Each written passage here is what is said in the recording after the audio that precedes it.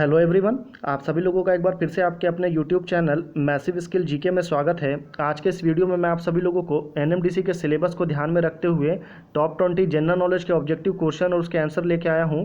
इस वीडियो में मैं आपसे कंप्यूटर से संबंधित टोटल 20 इंपॉर्टेंट क्वेश्चन डिस्कस करूंगा, जो कि हमारा पार्ट 2 है। यानी कि इससे पहले हम एक और पार्ट ऑलरेडी कंप्यूटर से रिलेटेड टॉप 20 क्वेश्चन का लेके आ चुके हैं। अगर आपने उनको नहीं देखा तो आप हमारे चैनल के प्लेलिस्ट में विजिट कर सकते हैं। ठीक है, मैं आपसे रिक्वेस्ट करूंगा कि आप इस वीडियो को पूरा एंड तक देखें, और अगर आपको इस वीडियो का फ्री में पीडीएफ चाहिए तो आप हमारे टेलीग्राम ग्रुप को ज्वाइन करके वहाँ से ले सकते हैं। ठीक है, तो हमारा पहला क्वेश्चन है कि ईडीपी क्या होता है। ईडीपी क्या है?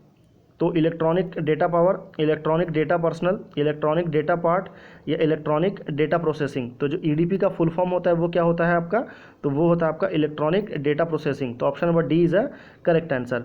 अगले क्वेश्चन में चलते हैं हम। क्वेश्चन नंबर 2 है कि कंप्यूटर में सूचना किसे कहते हैं। यानी कि कंप्यूटर में सूचना यानी कि इन्फॉर्मेशन किसको कहा जाता है? डेटा को, संख्याओं को, एकत्रित डेटा को या ये सभी को। तो कंप्यूटर में जो सूचना है, सूचना में आपका क्या क्या आता है? तो सूचना में जो आपका वही चीज़ें आता है जो कि आपके पास में स्टोर रहता है, यानी कि एकत्रित डेटा को सूचना कहा जाता है। ठीक है, अगले क्वेश्चन में चलते हैं। क्वेश्चन नंबर 3 है कि कंप्यूटर में डेटा किसे कहा जाता है। तो मुझे लगता है शायद ये क्वेश्चन बार बार फिर से रिपीट हो गया है, तो इसमें दी गई सूचना को नहीं यहाँ पे, लेकिन क्वेश्चन रिपीट है पर आंसर डिफरेंस है।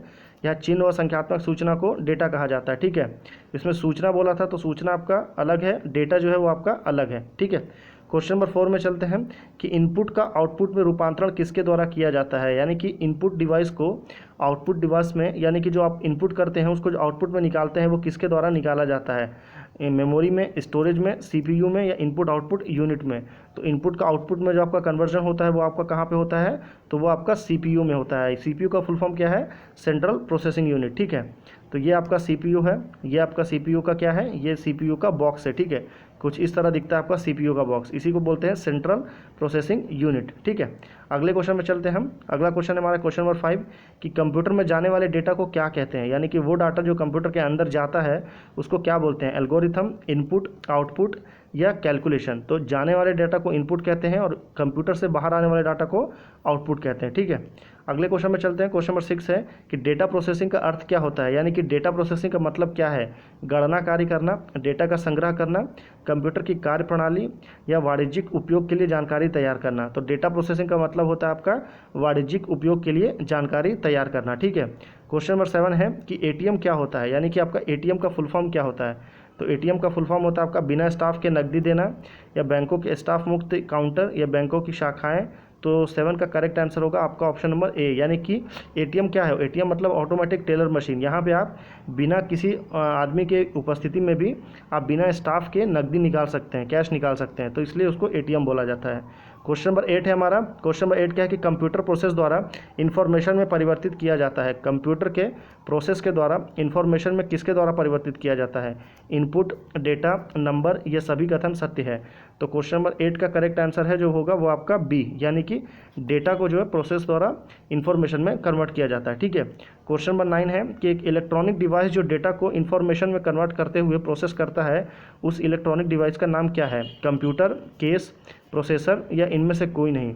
तो क्वेश्चन नंबर 9 का करेक्ट आंसर होगा ऑप्शन नंबर सी, यानी कि प्रोसेसर। तो वो इलेक्ट्रॉनिक डिवाइस जो है वो आपका प्रोसेसर है जो कि डेटा को इन्फॉर्मेशन में कन्वर्ट कर देता है। ठीक है, प्रोसेसर ये काम करता है। क्वेश्चन नंबर 10 है कि प्रथम गणना यंत्र क्या था। यानी कि सबसे पहला गणना करने वाला जो इक्विपमेंट था वो कौन सा था?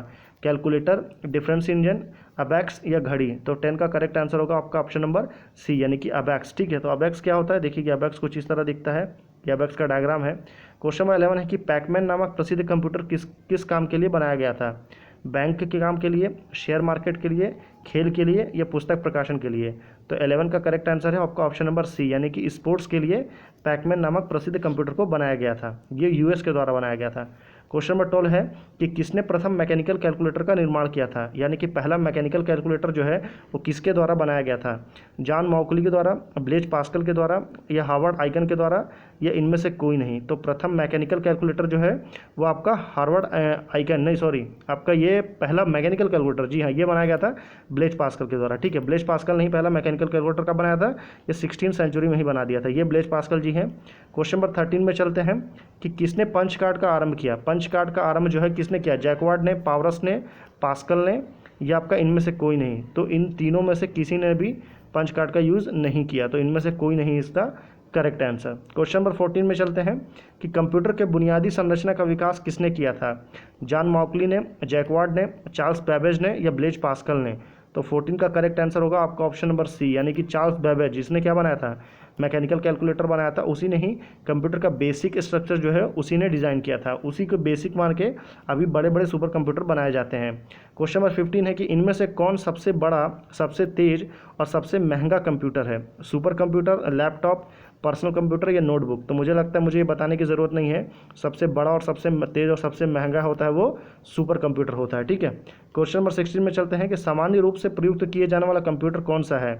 Digital computer, optical computer, hybrid computer या एनालॉग कंप्यूटर? तो सामान्य तौर पर जो कंप्यूटर यूज़ किया जाता है वो होता है आपका डिजिटल कंप्यूटर। ठीक है। क्वेश्चन नंबर 17 में आते हैं कि क्रे क्या है? CRAY, क्रे क्या है? बेसिकली माइक्रो कंप्यूटर है, मेन फ्रेम कंप्यूटर है, मिनी कंप्यूटर है या सुपर कंप्यूटर है? तो 17 का राइट आंसर जो है आपका क्रे जो है वो आपका एक टाइप का सुपर कंप्यूटर है। ठीक है। 17 का D is a correct answer. 18 पे चलते हैं कि मल्टी प्रोग्रामिंग का प्रयोग किस पीढ़ी के कंप्यूटर से शुरू हुआ? कितने कंप्यूटर में पीढ़ी, यानी कि कंप्यूटर के जनरेशन कितने हैं? तो टोटल 5 जनरेशन है। ठीक है। तो मल्टी प्रोग्रामिंग जो है वो कहाँ से शुरू हुआ था? फर्स्ट जनरेशन से, सेकंड जनरेशन से, थर्ड जनरेशन से या फोर्थ जनरेशन से? तो मल्टी प्रोग्रामिंग जो है वो आपका थर्ड जनरेशन से शुरू हुआ था। ठीक है। क्वेश्चन नंबर 19 है कि विश्व का सबसे पहला सुपर कंप्यूटर कब बना था? 1981, 1980, 1976 या 1995? तो पहला सुपर कंप्यूटर दुनिया में बनाया था वो 1976 में बनाया था। लास्ट क्वेश्चन है, क्वेश्चन नंबर 20 है कि भारत में निर्मित प्रथम सुपर कंप्यूटर या प्रथम कंप्यूटर का नाम, सुपर कंप्यूटर नहीं, सॉरी माफ़ करिए, प्रथम कंप्यूटर पूछ रहा है, आर्यभट्ट, सिद्धार्थ, अशोक या बुद्ध? तो पहला सुपर कंप्यूटर जो था वो था आपका सिद्धार्थ। ठीक है। तो अगर आपको क्वेश्चन पसंद आया तो प्लीज़ हमारे वीडियो को ज़रूर लाइक करिए, चैनल को सब्सक्राइब करिए, शेयर करिए। हम अभी NMDC के सिलेबस को ध्यान में रखते हुए बहुत सारे जनरल नॉलेज के